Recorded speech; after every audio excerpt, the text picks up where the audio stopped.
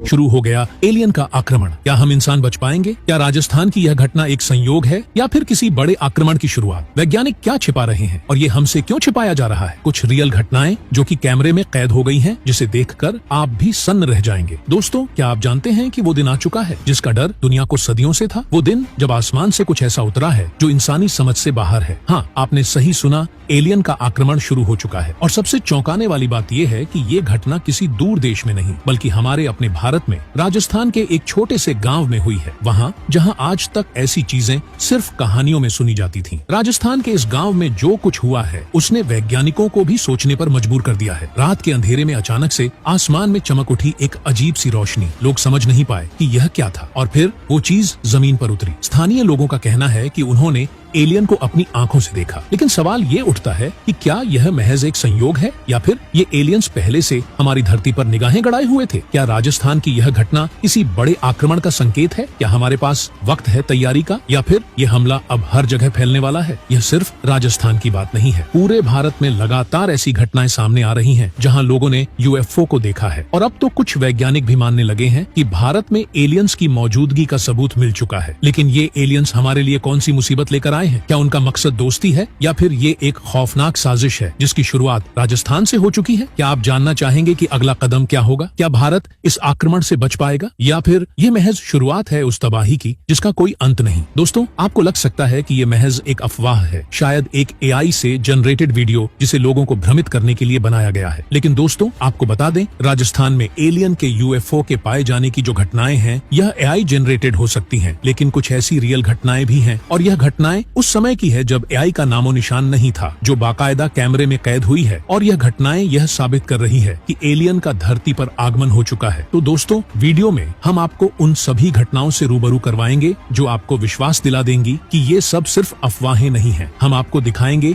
उन real video footage और सबूतों को जिन्हें अब तक दुनिया की नजरों से छिपाया गया है। लेकिन आगे बढ़ने से पहले इस वीडियो को लाइक करना न भूलें और बने रहें हमारे साथ, क्योंकि जो सच हम आपको बताने जा रहे हैं वो आपको चौंका कर रख देगा। न्यू जर्सी, यूनाइटेड स्टेट्स, नए साल की रात थी। आसमान में आतिशबाजी हो रही थी, लोग जश्न मना रहे थे। लेकिन तभी कुछ ऐसा हुआ जिसने पूरे अमेरिका को हिलाकर रख दिया। आसमान में एक रहस्यमयी वस्तु दिखी जिसे देखकर लोग हैरान रह गए। इंटरनेट पर यूएफओ और एलियंस से जुड़े सवालों की बाढ़ आ गई। ऐसी ही एक घटना भारत में भी घटित हो चुकी है, जो भारतीय वायुसेना के एक पूर्व अधिकारी ने बताई थी। कारगिल युद्ध के दौरान भारतीय वायुसेना के सामने एक अजीब सा स्पेसक्राफ्ट दिखाई दिया था, जिसे कुछ लोग एलियन यान मानते हैं। यह घटना वायुसेना के एक पायलट ने साझा की थी। उनका दावा है कि उन्होंने आसमान में एक अनजान वस्तु को देखा था जो किसी मानव निर्मित विमान से बिल्कुल अलग थी। यह घटना आज भी रहस्य बनी हुई है। दोस्तों, हमारी आकाशगंगा मिल्की वे जैसे अरबों खरबों आकाशगंगाएं हैं। इन आकाशगंगाओं में करोड़ों सौरमंडल हैं, जिनमें से हमारी धरती एक छोटा सा ग्रह है। आज तक वैज्ञानिक यही मानते हैं कि पृथ्वी पर ही जीवन है। लेकिन क्या सच में ऐसा है? क्या हम इस अनंत ब्रह्मांड में अकेले हैं? वैज्ञानिकों का मानना है कि कहीं न कहीं हमारे अलावा भी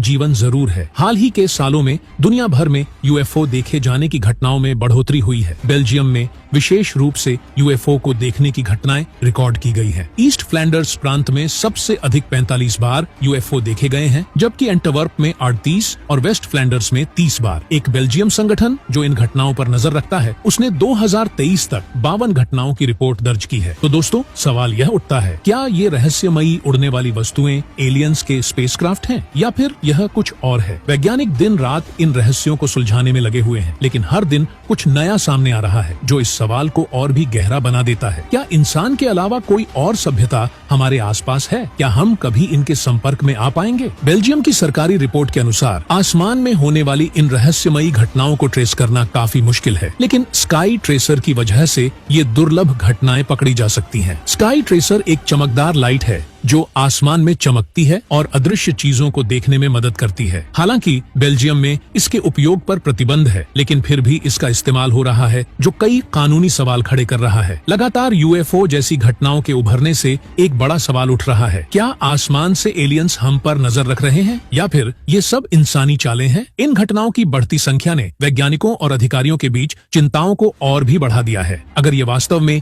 यूएफओ है तो इनकी स्टडी होनी चाहिए। मानव निर्मित घटनाएं हैं तो इन पर तुरंत रोक लगनी चाहिए। हमारे वैज्ञानिक लगातार दूसरे ग्रहों की खोज में लगे हुए हैं जहां पृथ्वी की तरह जीवन हो सकता है, लेकिन साथ ही ये भी कहा जाता है कि एलियन भी इस ब्रह्मांड में कहीं और रह रहे हैं और शायद हमें लगातार देख रहे हैं। कई बार तो एलियंस पर इंसानों को किडनैप करने तक के आरोप भी लगाए जा चुके हैं। सवाल यह है कि क्या वैज्ञानिक कभी उन एलियंस को खोजने में कामयाब हो पाएंगे जिनकी बात सदियों से की जा रही है? इतिहास में भी कई ऐसी कहानियां मिलती हैं जो इस बात की ओर इशारा करती हैं कि शायद हम इंसानों के अलावा भी कोई सभ्यता है। लगभग 2000 साल पहले जब अंतरिक्ष यात्रा की कल्पना भी नहीं की गई थी, लुशियंस नामक एक यूनानी लेखक ने पृथ्वी से दूर जीवन का जिक्र किया था। उन्होंने अपनी किताब में एक यात्रा का वर्णन किया है जहां एक बवंडर में फंसकर कुछ लोग चांद तक पहुंच गए थे। उस समय ये सफर 7 दिनों में तय किया गया था, जबकि आज के समय में रॉकेट से चांद तक पहुंचने में इसका आधा समय ही लगता है। इस किताब में लिखा गया है कि चांद के राजा और सूर्य के सम्राट के बीच एक युद्ध चल रहा था। उनके सैनिक इंसानों की तरह नहीं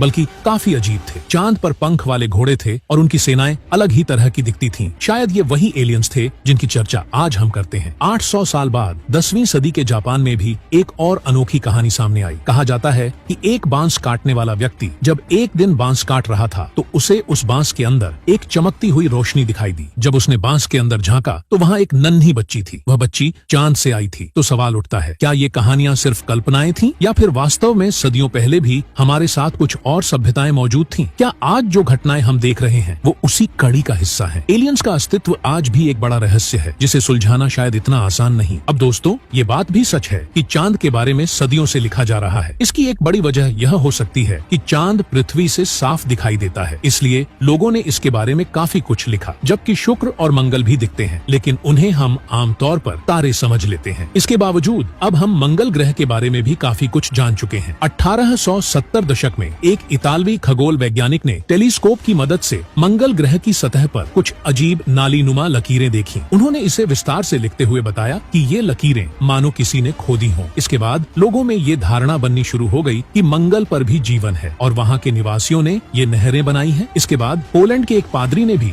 मंगल ग्रह पर जीवन का जिक्र करते हुए एक किताब लिखी। उन्होंने अपनी किताब में लिखा कि मंगल पर रहने वाले लोगों की लंबाई 9 फीट तक होती थी और वे शाकाहारी थे। ये पादरी ही थे जिन्होंने पहली बार मार्श शब्द का इस्तेमाल किया, जिससे हम मंगलवासियों को आज पहचानते हैं। इसी समय रेडियो पर H.G. वेल्स की मशहूर किताब the war of the worlds का नाटकीय रूपांतरण प्रसारित किया गया। इस कहानी को इतने जोश से सुनाया गया कि लोगों को सच में लगने लगा कि मंगलवासियों ने पृथ्वी पर हमला कर दिया है। इससे डर और उत्सुकता का माहौल बन गया था। 1960 के दशक में एक युवा वैज्ञानिक फ्रैंक ड्रेक ने कहा था कि विश्व युद्ध के दौरान विकसित रेडियो तकनीक का इस्तेमाल एक सौरमंडल से दूसरे सौरमंडल तक सिग्नल भेजने के लिए किया जा सकता है। उन्होंने यह भी सुझाव दिया कि हो सकता है एलियंस भी इसी तरह हमसे संपर्क करने की कोशिश कर रहे हों और हमें उनके सिग्नल को पकड़ने की जरूरत है। सेथ शोस्टाक, जो एक वरिष्ठ खगोल वैज्ञानिक हैं, बीते कई सालों से एलियंस के सिग्नल पकड़ने की कोशिश कर रहे हैं। उन्होंने रेडियो एंटीना को नजदीकी तारे की तरफ मोड़ दिया, इस उम्मीद में कि अगर एलियंस वाकई में कोई सिग्नल भेज रहे हैं तो उसे पकड़ा जा सके। वे 2 तारों पर खास नजर बनाए हुए थे। सबसे दिलचस्प बात यह थी कि एक तारे से उन्हें कोई सिग्नल नहीं मिला, लेकिन दूसरे से कुछ आवाजें सुनाई दी। उन्होंने सोचा कि शायद उन्होंने एलियंस का पता लगा लिया है। हालांकि ये आवाजें सेना के किसी विमान से भी हो सकती थी, लेकिन क्या वाकई ये एलियंस की ओर से कोई संकेत था? यह सवाल आज भी वैसा ही रहस्य बना हुआ है। 1980 के दशक में अमेरिकी सरकार ने एलियन खोजने के लिए सेटी संस्थान को आर्थिक मदद देना शुरू किया। सेथ शोस्टक